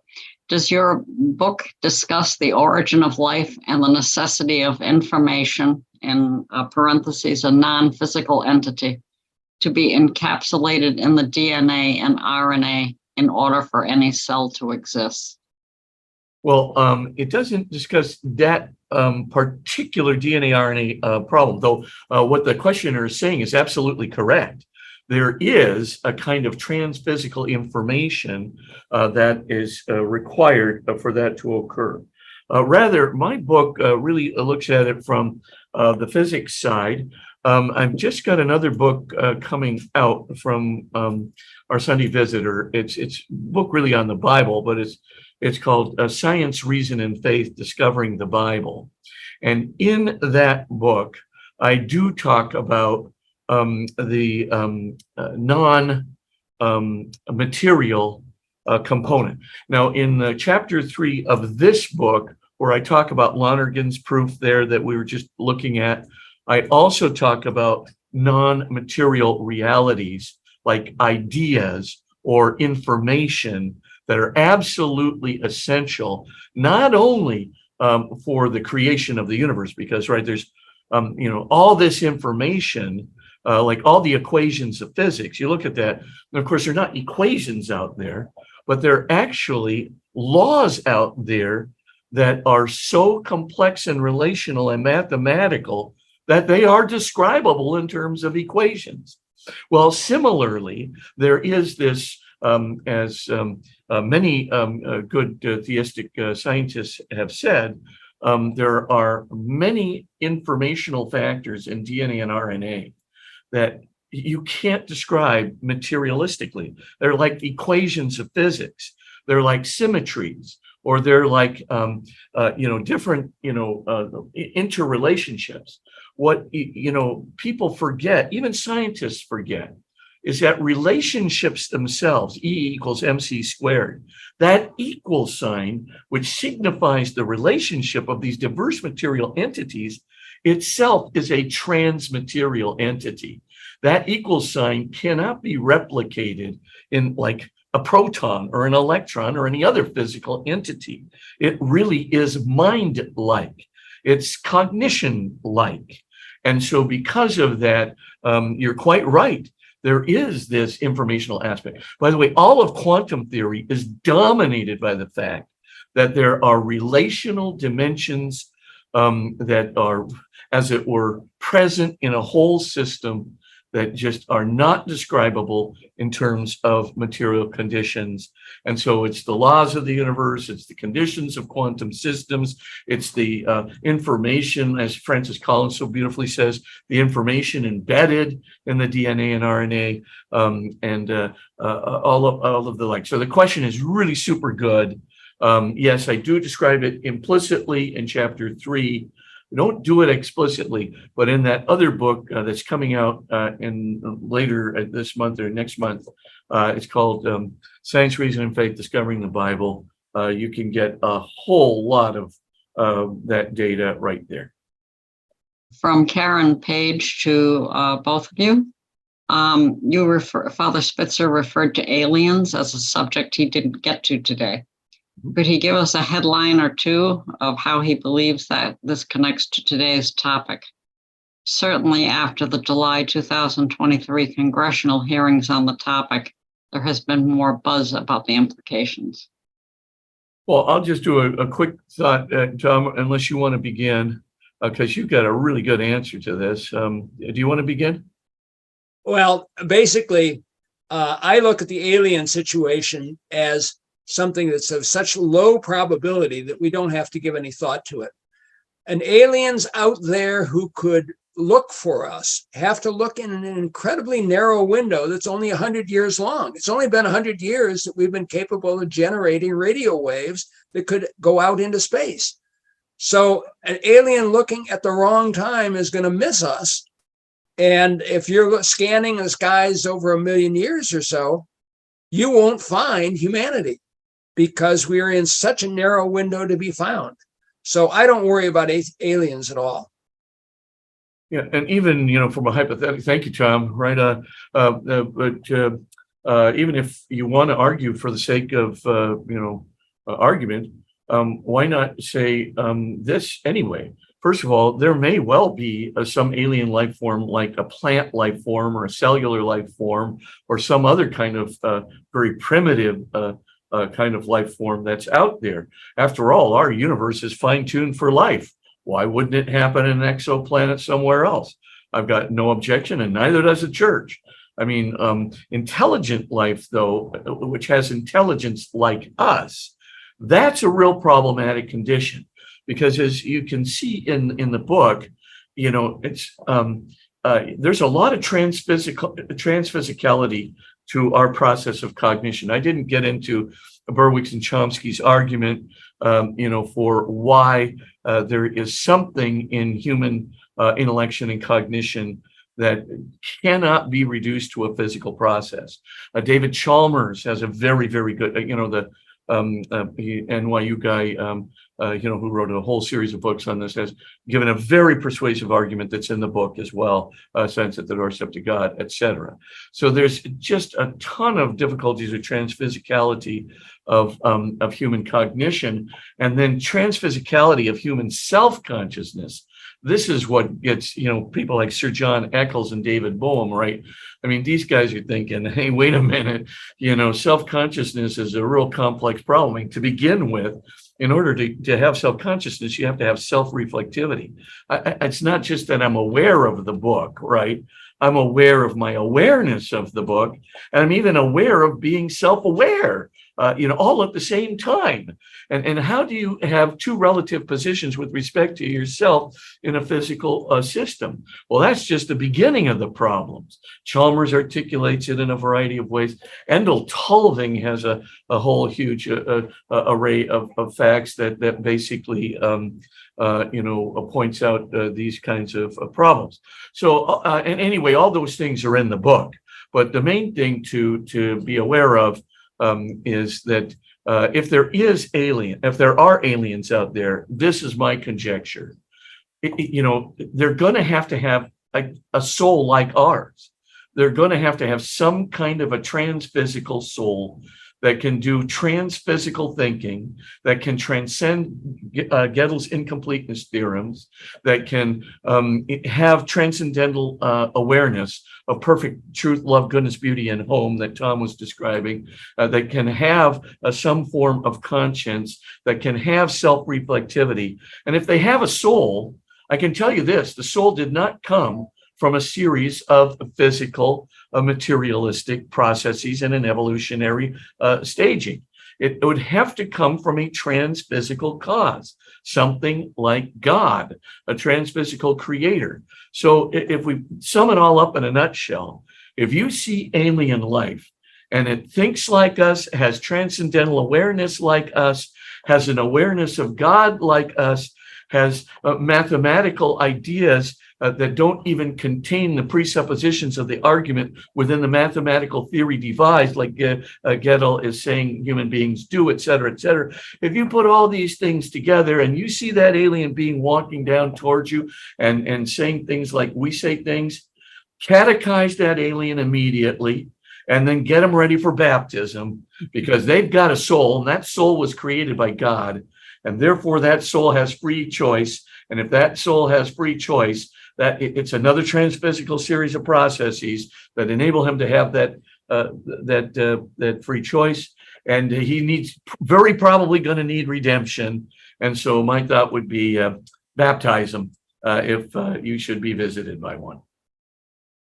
About the philosophical proofs of God, I noticed all have a similar basic structure, namely that everything in creation is finite, limited, and dependent on something infinite, which exists independently. Does that sound reasonable? Yes, imminently. And that's what I show in chapter 3. Question for either of you. Given that a transcendent intelligence is the creator, that's deism. Is deism a necessary step to theism, a belief in a personal God?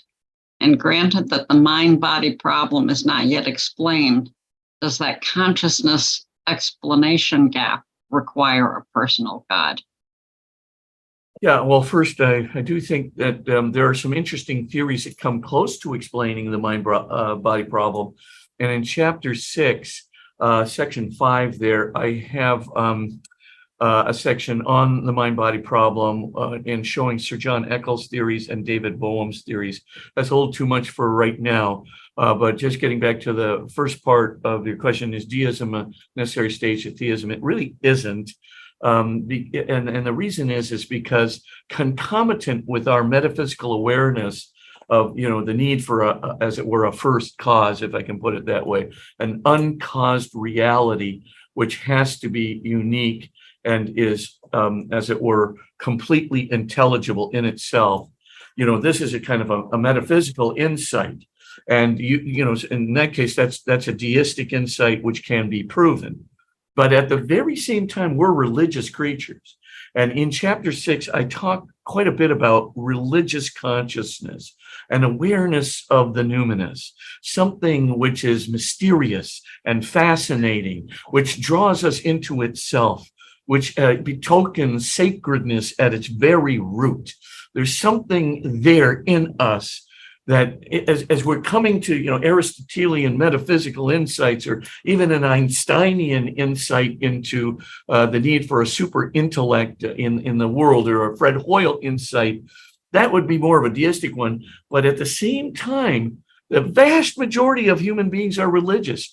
The vast majority of human beings identify this creative being, this what we call creature consciousness of ourselves, identify it with a sacred being, a mysterious, fascinating, sacred being, calling us through our conscience to some form of moral responsibility.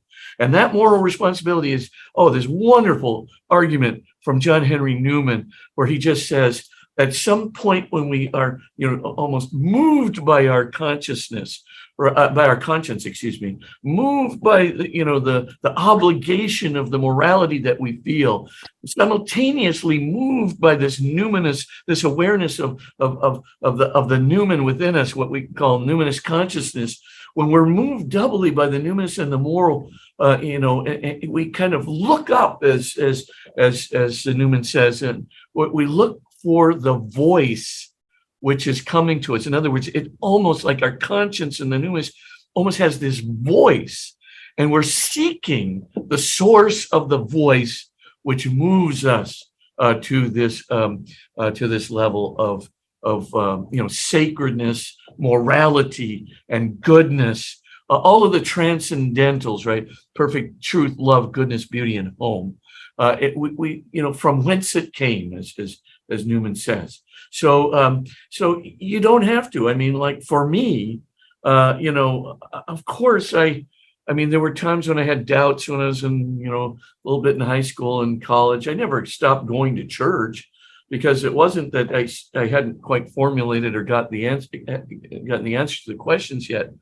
That numinous awareness and that conscience which I had when I went to church, therein was the fulfillment of what I was being pulled to by that, well, I'm going to call it the inner presence of God, what our church fathers would call the inner word, was pulling me toward itself. If you're interested in that dimension of religious consciousness and the authenticity of that, there's some very good proofs of the authenticity of that. Take a look at chapter 6 of the book. How does what you have spoken about today share or connect with the notion of the omega point? Oh, Teilhard de Chardin. That's right. Well, what I didn't get into today is, theistic evolution is pretty much the name of the game today. I think we can qualifiedly say that if the majority of scientists are theists, they're very probably going to have an evolutionary doctrine that resembles something akin to what I would call theistic evolution. Now, there are three ways of looking at that, of theistic evolution. There are some people, who sort of hold to nomogenesis. That would be like Francis Collins. And nomogenesis basically means that God has front-loaded everything into the Big Bang moment. So when the universe is created at its inception, every single dimension, not only of the laws of physics, the constants of the universe, but the laws of chemistry, the laws of biology, the laws of sensitive psychology, the laws of rational psychology, and all of the preconditions for its development in a smooth existing universe, etc. All of that is front-loaded into the universe. So that's the Francis Collins kind of nomogenesis approach. I'd say maybe about 50% of scientists who are religious or believers would hold to that. I would say there's another group that you just mentioned, the Teilhard de Chardin folks. They would be called orthogenesis people. And now the orthogenesis group believes in that final cause. So what you were describing as the omega point, right? So this omega point, and the omega is the last letter of the Greek alphabet, right? It's like it's at the it's not really at the end of a series of temporal sequences, but it's something that instead of like an efficient cause moves the thing into action. That's nomogenesis. This would be like a final cause, something like God, which at all times, it doesn't have to be at the end of a temporal sequence, all during the sequence itself, right? The omega point could be drawing everything to its final resolution. It's tati ein einai in Greek. It's what it was meant to be. So it could be drawing everything to its fulfillment. It's telos. So this would be more of a teleological viewpoint. It's an orthogenesis kind of thing. And then there are guys like this very famous chemist, Michael Polanyi, who's also a philosopher. By the way, Sir John Eccles, he won a Nobel Prize in physiology, but he was also had a PhD in philosophy. But so these guys like Polanyi, they're what we might call nomo-orthogenesis. In other words, they believe that God front-loaded a whole lot of stuff into the universe, but that God, like an omega point, continues in the evolutionary process, especially in things like epigenetic phenomena, is bringing everything to its fulfillment, not just through the genes that were front-loaded, but even in the developmental epigenetic phenomena that occurs in species and occurs also in the evolutionary history of the world. So the Teilhardians would be the orthogenesis kind of archetype, just a pun there. But Francis Collins would be a good example of nomogenesis, and no ortho would be Michael Polanyi or Sir John Eccles or something like that. I might add that there is a outlook that I share that takes note of the last words in first chapter of Genesis, that on the seventh day God rested. Doesn't say he quit or stopped, I don't think God is finished creating yet. I don't think he's done with us yet. I think that human beings may be the leading edge of evolution, but we're not the final state by any means. And the continuing relationship with God in which we humans can help to co-create things in the future, I think is a very real opportunity and something that we need to be aware of. And I would hope that it would become part of our educational system to get people to realize that there's an awful lot ahead of us that needs to be understood and learned about. Dr. Sheahen? Yes. You said the human will is capable of overriding our bodily desires, and that this is fundamentally different from what animals can do. How so? Can't animals learn delayed gratification or act in a way that protects other animals, even outside their species, at their own expense? What supports this claim? That is certainly true, and there have been a number of good books on that subject because of cooperative behavior seen in animals and things like that. Mhm. But it's not quite the same as making a informed, rational decision that I want to do this rather than that because of some motive that is entirely within the soul, within the intellect. That is of a different qualitative level. And just a footnote to that great answer, Tom, there's some good material on this. The work of Dr. Herbert Terrace shows, and Tom cited this earlier on, Dr. Herbert Terrace actually shows that ape speech does not in any way replicate human speech.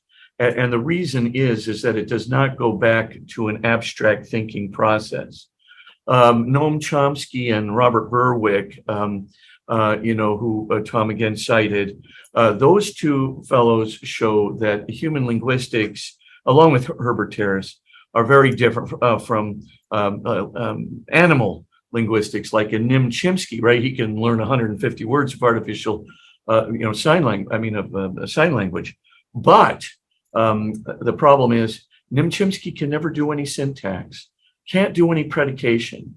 Nim Chimpsky can't distinguish between dog bites man and man bites dog because he has a purely associative linguistic process. So the word next to the other word, next to the other word, et cetera, is the way he does it. Human beings actually do what's called triadic hierarchical linguistic processes. And these require abstract concepts.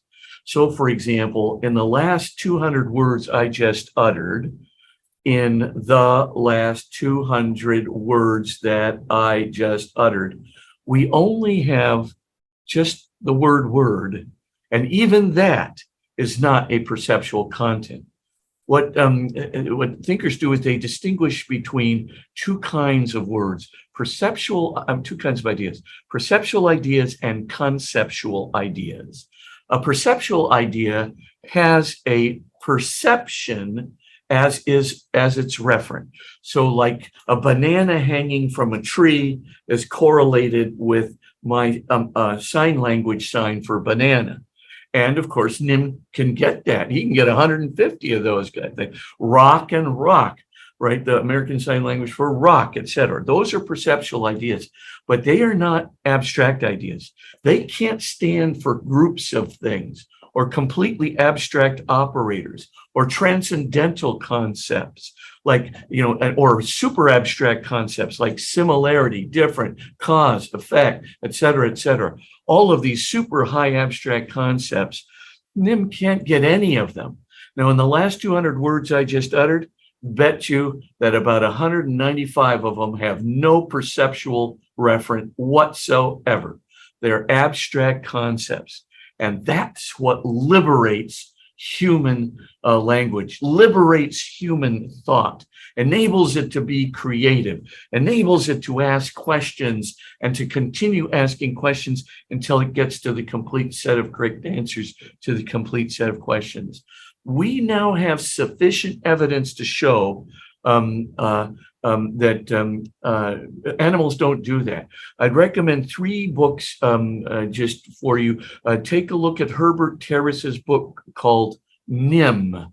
And of course, that's about Nim Chimpsky. Take a look at a book that Massachusetts Institute of Technology Press just came out about 4 years ago or so by Robert Berwick and Noam Chomsky called Why Only Us? Why Only Us? And take a look at another quick book called Autonoetic Consciousness.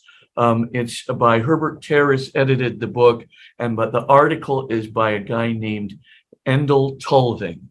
So autonoetic consciousness is basically the ability to move our self-consciousness into the future or back into the past. So those are some references. If you ask for the proof, I think you'll find it adequately shown in those books.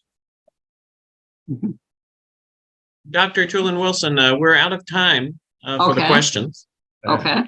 Thank you, especially Father Robert Spitzer and Dr. Tom Sheahen, for your excellent presentations. And thank you, Dr. Cynthia Tulin Wilson, for leading our Q&A. In conclusion, our closing prayer will be led by Dr. David Keyes, a longstanding ITEST member and author of 2 important books. The first, Discovering the Fullness of Reality, How Partial Truths Obscure the Union of Faith and Science. And the second, Exploring the Belief in the Real Presence. Dr. Keyes? It's been a wonderful webinar. And I'd like to say we do this because we realize that so many of our young and even older generations are losing their faith because of science. They think that science leads one away from God, and in reality should lead one to God. So I have a prayer, and it's based loosely on Romans chapter 1, verses 18 to 28. So here we go. In the name of the Father, and of the Son, and of the Holy Spirit. Amen. Almighty and powerful God, since creation, you have made visible your invisible qualities, your eternal power, and your divine nature. These truths can be clearly seen and can be understood from what you have made. More and more is being understood daily as science deepens its knowledge of your ways. Yet are those who suppress the truth for their own reasons. Although they claim to be wise, they have become fools and have exchanged the glory of you, our God, for the glory of science. As a result, their ways instead of your ways, so that they do what ought not to be done. We pray that their minds be opened up. We pray that those who do know the glory of you be unafraid to proclaim your glory to others. We pray for scientists, philosophers, teachers, and others to witness to those that do not see, do not understand. Almighty Father, send forth your Spirit to enlighten the minds of us all, that we may come to truly know you and your works. We ask this through Jesus Christ, your Son, our Lord. Amen. In the name of the Father, and the Son, and the Holy Spirit. Amen. Yeah.